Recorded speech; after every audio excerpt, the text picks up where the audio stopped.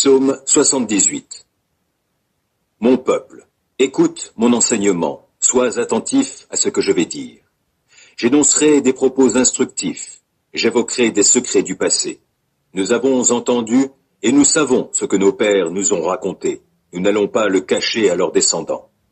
Nous redirons à la génération suivante les œuvres glorieuses de l'Éternel, les puissants actes et les prodiges qu'il a accomplis.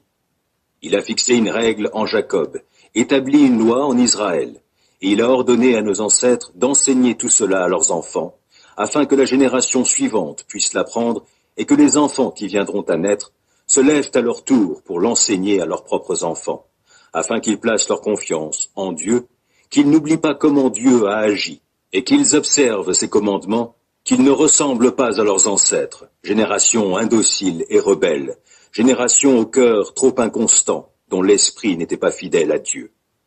Les hommes d'Éphraïm, armés de l'arc, ont tourné le dos au jour du combat. Ils n'ont pas respecté l'alliance de Dieu, ils ont refusé de suivre sa loi. Ils ont oublié ses exploits et les hauts faits opérés sous leurs yeux. Devant leur père, Dieu avait fait des prodiges au champ de Tsoan, au pays d'Égypte. Il a fendu la mer et il les a fait traverser. Il a dressé les eaux tout comme un mur. Il les guidait, le jour par la nuée et la nuit par la lumière d'un feu. Il a fendu des rochers au désert et les a abreuvés de torrents d'eau. Du roc, il a fait jaillir des rivières. Il en a fait sortir l'eau comme un fleuve. Mais ils péchaient contre lui sans arrêt. Ils bravaient le Très-Haut dans le désert. Dans leur cœur, ils ont mis Dieu au défi en réclamant à manger à leur goût.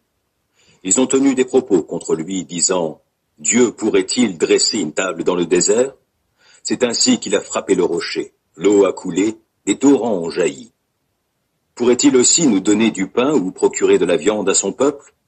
L'Éternel entendit, il s'emporta, et un feu s'alluma contre Jacob. Sa colère éclata contre Israël, car il n'avait pas fait confiance à Dieu. Il n'avait pas compté sur son secours. Il donna ordre aux nuages d'en haut, et il ouvrit les écluses du ciel.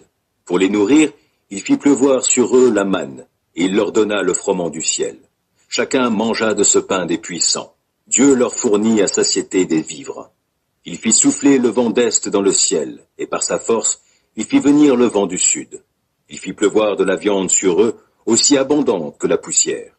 Il fit tomber une nuée d'oiseaux, aussi nombreux que le sable des mers. Il les fit tomber au milieu du camp, autour du lieu où se dressait leur tente. Ils en mangèrent jusqu'à satiété. Dieu leur avait servi ce qu'ils voulaient. Mais leur envie n'était pas assouvie. Ils avaient encore la viande à la bouche que la colère de Dieu éclata contre eux.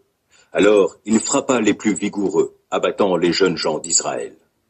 Malgré cela, ils ont péché encore. Ils n'ont pas eu foi malgré ces prodiges.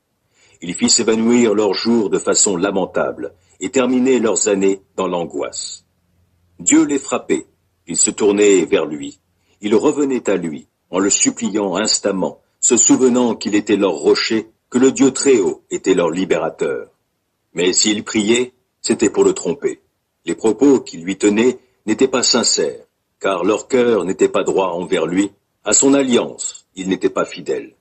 Lui, cependant, rempli de compassion, leur pardonnait au lieu de les détruire, et bien souvent détournait sa colère, ne voulant pas déchaîner toute sa fureur.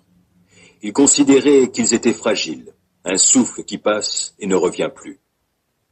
Que de fois ils se sont rebellés contre lui dans le désert et l'ont offensé dans les lieux arides.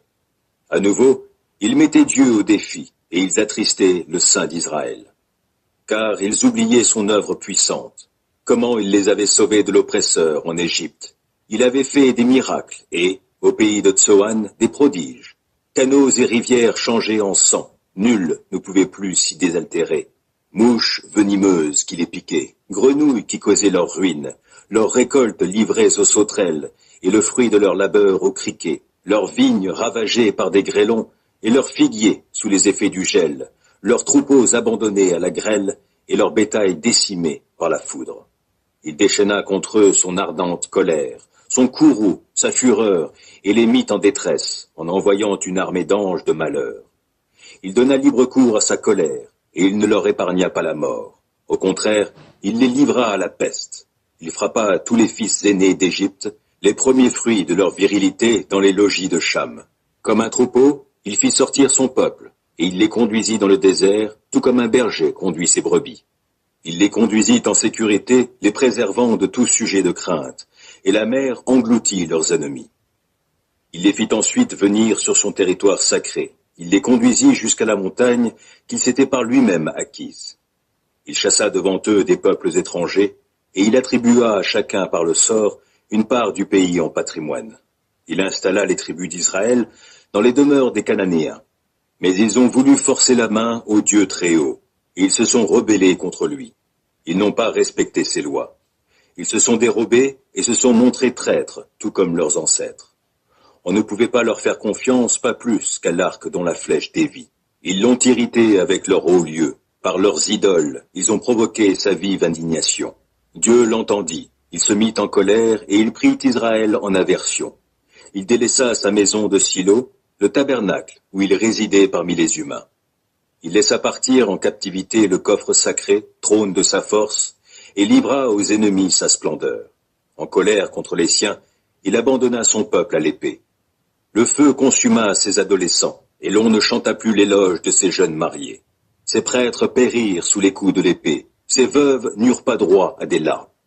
Mais, tout à coup, l'Éternel intervint, tel un dormeur sortant de sa torpeur, tel un guerrier exalté par le vin. Il frappa ses ennemis à revers, il les couvrit d'une honte éternelle.